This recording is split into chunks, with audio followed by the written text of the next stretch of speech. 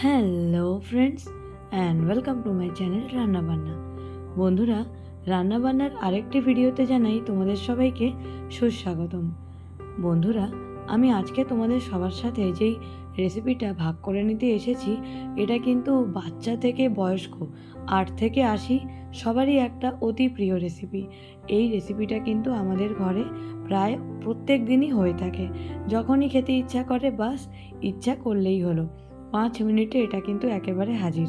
আর এটা একটা এমন তরকারি যেটা ছাড়া কিন্তু কোনো তরকারি কমপ্লিট হয় না। তো যাই হোক বন্ধুরা, আজকের আমাদের রেসিপিটা হচ্ছে আর কিছুই না, আলু ভাজা। আমাদের সবার অতি প্রিয় আলু ভাজা। বন্ধুরা, আমার কিন্তু গলাটার অবস্থা একদমই ভালো না, পুরো চোখড হয়ে আছে, তাই হয়তো গলাটা একটু শুনতে বসা বসা লাগতে পারে। তো যাই হোক বন্ধুরা, টেস্টি আলু ভাজার জন্য প্রথমেই আমাদের যেটা করে নিতে হবে, প্রথমে আমরা আলুটাকে কেটে নেব। বন্ধুরা, আমি কিন্তু আলুটা একটু সরু সরু করে কাটছি। তোমরা যদি চাও তোমরা কিন্তু আলুটাকে একটু মোটা করেও কেটে নিতে পারো। আমি যখনই আলু কাটি আমি সবসময় আলুটা একটু সরু করেই কাটি, কারণ এতে কিন্তু আলু ভাজাটা খেতে আরও বেশি টেস্টি লাগে। তবে তোমরা যদি একটু মোটা করে কাটতে চাও সেটাও তোমরা কাটতেই পারো। এই দেখো বন্ধুরা, প্রথমে আলুটাকে সুন্দর করে ঝিরিঝিরি করে একেবারে কেটে নিচ্ছি। এতে কিন্তু আলু ভাজাটা বেশ চটপট হয়ে যায়। আর এভাবে আলু ভাজাটা ভাজলে আলুটা কিন্তু ঢাকা দিয়ে একেবারেই ভাজতে হয় না।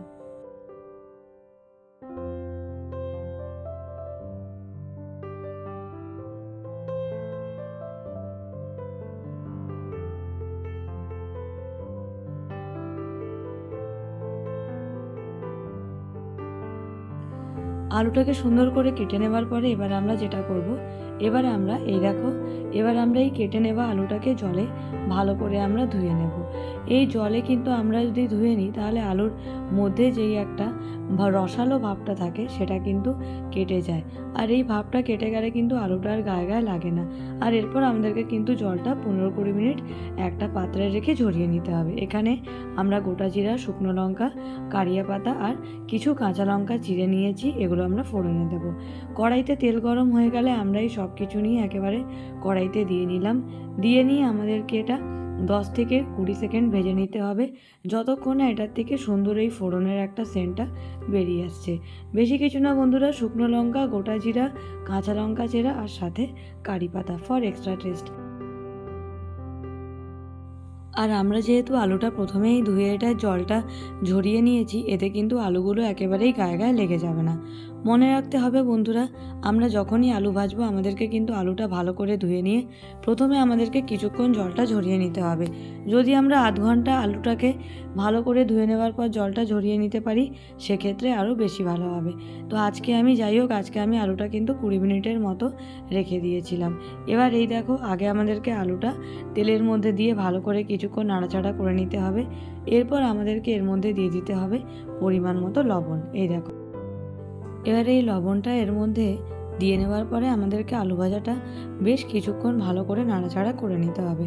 বন্ধুরা, আমাদেরকে মনে রাখতে হবে এই ক্ষেত্রে কিন্তু আমাদের গ্যাসের ফ্লেমটা একেবারে বাড়ানো থাকবে। আমরা যদি আলু ভাজাটাকে এরকম করে গ্যাসের ফ্লেমটা একেবারে বাড়িয়ে নিয়ে ভাজি, এক্ষেত্রে কিন্তু আমাদের আলু ভাজাটা একেবারেই গায়ে গায়ে লাগবে না আর একেবারেই দলা পাকিয়ে যাবে না। তবে হ্যাঁ বন্ধুরা, যদি তোমরা আলুটাকে মোটা করে কেটে থাকো সেক্ষেত্রে কিন্তু আমাদেরকে কিছুক্ষণ একটু বেশিক্ষণই আলুটাকে ঢাকা দিয়ে ভাজতে হবে। আমি যেহেতু এটা একটু ঝিরিঝিরি করে কেটেছি সেক্ষেত্রে আমাকে কিন্তু বেশিক্ষণ এটা ঢাকা দিয়ে ভাজতে হবে না। তাহলে এই দেখো বন্ধুরা, আমি কিন্তু একেবারে গ্যাসের ফ্লেমটা বাড়িয়ে রেখেই আলুটা কন্টিনিউ ভেজেই যাচ্ছি, নেড়েই চলেছি, মাঝে মাঝে আমি কিছুক্ষণের জন্য পজ দিচ্ছি। এভাবে কিন্তু করতে থাকলে মোটামুটি আমাদের 10 থেকে 12 মিনিটে আলু ভাজাটা রেডি। এবার এই দেখো, আমি একেবারে গ্যাসের ফ্লেমটা আস্তে করে জাস্ট 2 থেকে 3 মিনিটের জন্য আলু ভাজাটা একটু ঢাকা দিয়ে আমি রেখেছিলাম। আর এতে কিন্তু যেটুকুও বাকি ছিল সেটুকুও ভালোভাবে একেবারে হয়ে গেছে। এরপর এই দেখো, ভালো করে একটু নেড়ে নিয়ে এবার আমরা যেটা দিয়ে দেবো সেটা হচ্ছে পরিমাণ মতো অল্প একটু হলুদ গুঁড়ো। বন্ধুরা, আমরা কিন্তু হলুদ গুঁড়ো আগে দেবো না, কারণ এই আলু ভাজাতে হলুদ গুঁড়ো আগে দিয়ে দিলে আলু ভাজাটা কিন্তু একেবারে গায়ে গায়ে লেগে যায় বা একেবারে দলাও পাকিয়ে যায়।